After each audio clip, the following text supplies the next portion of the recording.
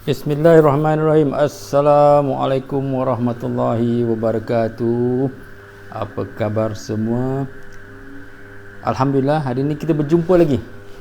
Dan saya percaya ramai yang hadir hari ini yang telah pun menonton kisah-kisah kita yang lalu.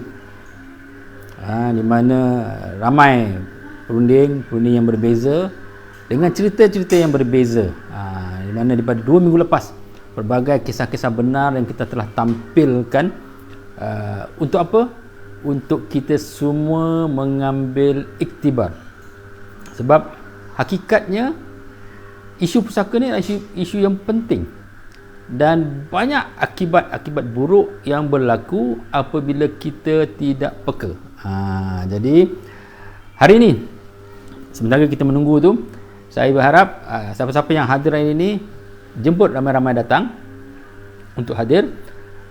Nanti bila dah habis ni pun share video ini, sebab itu satu usaha yang kita boleh buat untuk mengurangkan kisah-kisah yang berkaitan dengan pusaka, yang juga mengakibatkan bukan saja mudarat pada diri kita, boleh mudarat pada roh kita nanti, boleh mudarat kepada waris kita, boleh menyebabkan harta kita beku dan boleh mengurangkan kemampuan kita ataupun peluang kita mendapat sahabat.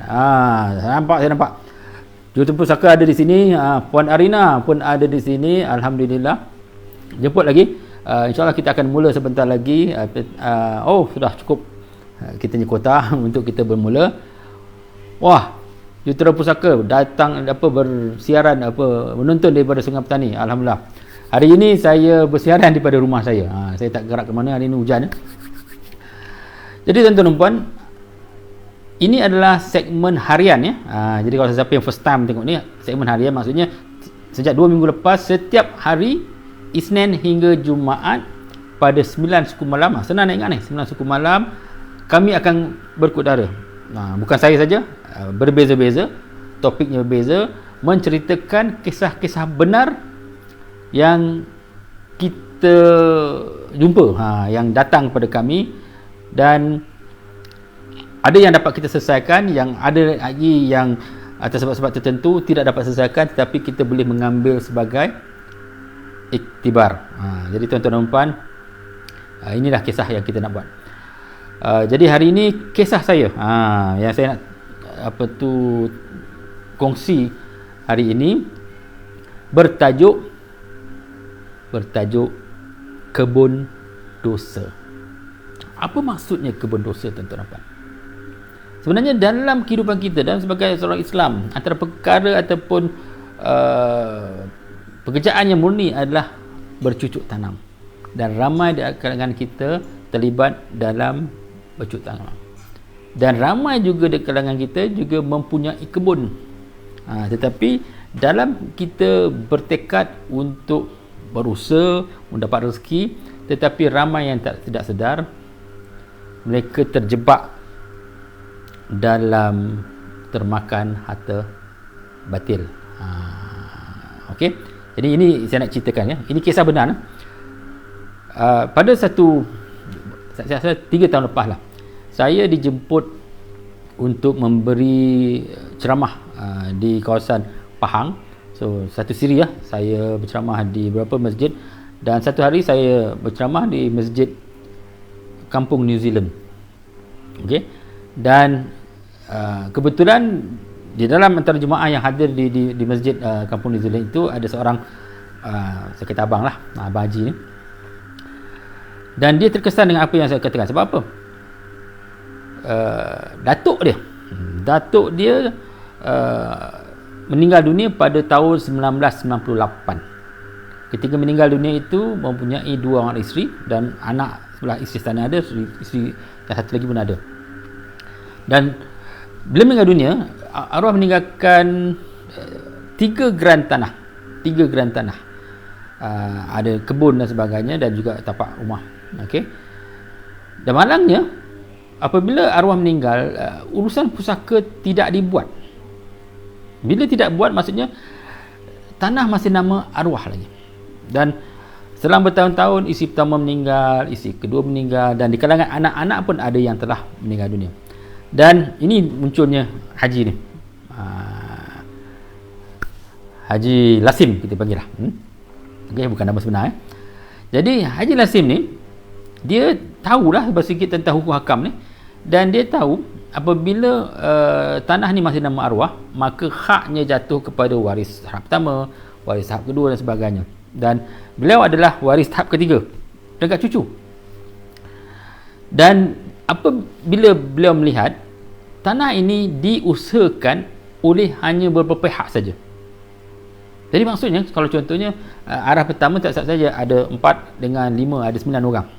Tetapi yang diusahakan bukan semua 9 orang. Okey, hasilnya juga diambil untuk bukan ke semua waris. Jadi maksudnya sekiranya ni contohlah dia ada 9 waris, ada 2 orang saja yang mengusahakan tanah tadi, 2 orang saja mengambil hasilnya.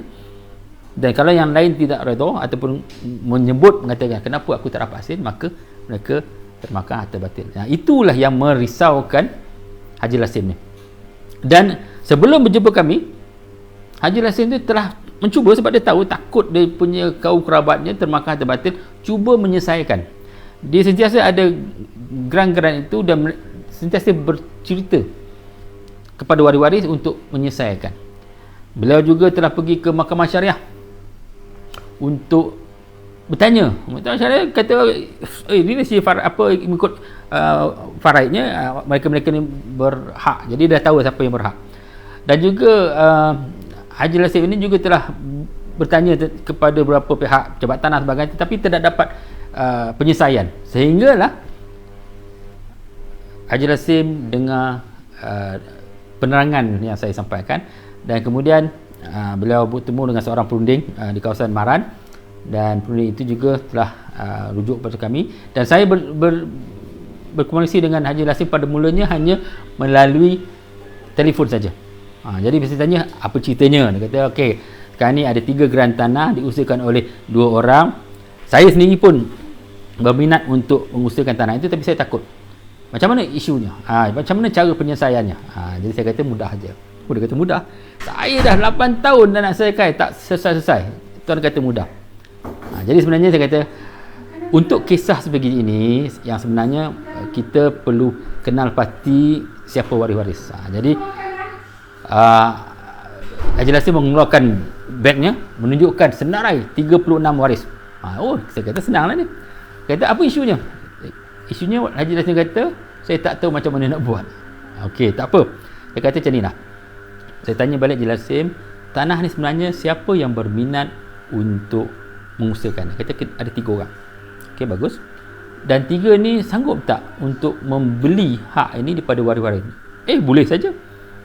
Jadi dia bincang-bincang, kita kira-kira, akhirnya kita dapat keputusan berapakah nilai yang sesuai untuk ditawarkan kepada semua waris. Dan sebenarnya beberapa pihak telah pun menjual hak mereka kepada Haji Lasim ni, tapi atas anginnya, cakap mulutnya. Saya kata bahaya ni tuan, kita hitam putihkan. Jadi dengan kerjasama Haji Lasim, maklumat-maklumat diberi, kami menyediakan 36 surat persetujuan yang perlu diberi kepada semua waris-waris tadi. Katakan apa? Ini ada hak tuan sebanyak ni ikut faraidnya, tetapi ada seorang sepupu ni ingin, ataupun 2-3 orang sepupu ni ingin mengambil alih, ingin membayar. Ini harga pempasannya, setuju tak? Kalau setuju, tanda tangan. Jadi bayangkan kisah ni tahun 98. Lepas tu Haji Lasim cuba nak menyelesaikan hampir 8 tahun tak selesai. Dan akhirnya apabila Haji Lasim jumpa kami dan kami berbincang, kami buatkan surat, kami hantar pada Haji Lasim. Haji Lasim ambil masa juga 3 bulan juga menghantar semua surat-surat ni, dan sedikit-sedikit menghantar pada kami. Akhirnya ke semua 34 surat dinamakan persetujuan itu kami terima. Jadi sebenarnya sementara kami menunggu surat-surat itu, kami dah hantar surat permohonan. Jadi Haji Lasim ni sebagai pemohon dah hantar kepada pejabat besar kecil menunggu bicara, ngam-ngam saja kami dapat ke semua surat-surat persetujuan itu, kami pun dapat tarikh bicara. Jadi pada tarikh bicara itu yang hadir siapa? Haji Lasir dengan seorang sepupu yang juga bersetuju untuk memberi tanah tersebut. Jadi bayangkan, yang berhak ada 34, tetapi yang hanya datang bicara hanya 2 orang. Dan semasa pembicaraan itu saya bawa Haji Lasir dengan sepupu tu, bawa hantar tunjuk dan tunjukkan semua di DA form, dan saya juga dipanggil masuk bersama dalam pembicaraan itu sebagai pemerhati dan juga presenter lah, sebab kes ni agak rumit, dibenarkan oleh pegawai tersebut, dan saya terangkan. Dan bila pegawai tengok semua okey, tak sampai 20 minit keputusan dicapai, di mana harta itu disetujui diturun milik seperti mana dalam borang persetujuan kesemua waris. Dan pada sesi pembicaraan itu tak perlu pun kesemua 34 waris tadi hadir. Bayangkan, yang Haji Lasir pun macam tak sangka, dia kata, saya dah hampir 8 tahun saya cuba buat tak selesai-selesai, yang ini dengan pembicaraan tak sampai 20 minit benda ini selesai. Sebenarnya tuan dan puan, pada hari yang sama ada juga satu kes perbicaraan pusaka juga, yang mana tak silap saya warisnya hanya ada 11 orang, tetapi dibuat secara sendiri lah macam biasa. Jadi pada hari yang sama tu, yang orang yang jadi pemohon tu nervous. Sebab apa? Ada beberapa orang tak datang. Ada yang datang makcik bertungkat, yang daripada Kuala Lumpur ada, daripada Alor-Star ada, daripada Terengganu pun ada. Bayangkan, nak menguruskan satu pusaka perlu semua hadir, dan yang hadir pun ada yang lambat. Saya dengar-dengar perbicaraan untuk kes tersebut tidak dapat dilaksanakan sebab tidak cukup korum. Bayangkan, makcik yang tua tadi ya datang tetapi tetap tidak dapat selesai. Itulah masalahnya tuan-tuan dan puan, yang kita lihat banyak kes pusaka tidak selesai. Sebab apa? Waris-waris yang tidak berapa faham tentang proses urus pusaka cuba buat. Bila cuba buat tak selesai. Ataupun banyak juga kes yang saya lihat telah dibuat bicara pusaka, akhirnya hanya pentadbir sebab kata putus untuk siapa yang nak dapat tanah tadi tidak dibuat dengan cara betul. Apa impaknya? Itu impak yang Haji Lasir tadi nampak. Dia nampak ialah selagi proses pusaka ini tidak dibuat, dia khawatir ada di kalangan sepupu-sepupunya termakan harta haram, termasuk dirinya. Dapat hasil tak bagi yang betul, ada yang berbunyi. Maka itulah, selagi harta ini atas nama arwah, selagi itulah hak semua waris. Dan apabila pembahagian itu tidak betul, maka adalah timbulnya termakan harta orang lain, ataupun harta haram, ataupun harta batil. Inilah yang saya selalu ingatkan kepada semua, jangan ambil cuai tentang proses urus pusaka, sebab ini cerita tentang dosa dan pahala, syurga dan neraka. Kadang-kadang memanglah kena keluar belanja untuk urus pusaka, tetapi ia untuk memastikan kebun yang kita ada itu bukan jadi kebun dosa. Bayangkan kalau contoh kebun durian. Kalau kebun durian itu masih nama arwah atuk, setiap musim durian ada seorang dua orang cucu yang ambil hasil, tetapi yang orang lain tidak redha, maka yang tadi berdosa. Tetapi kalau contohnya telah dipersetujui, seorang ambil alih, yang hak-hak lain telah ditebus dengan wang yang dipersetujui, tinggallah seorang itu pemilik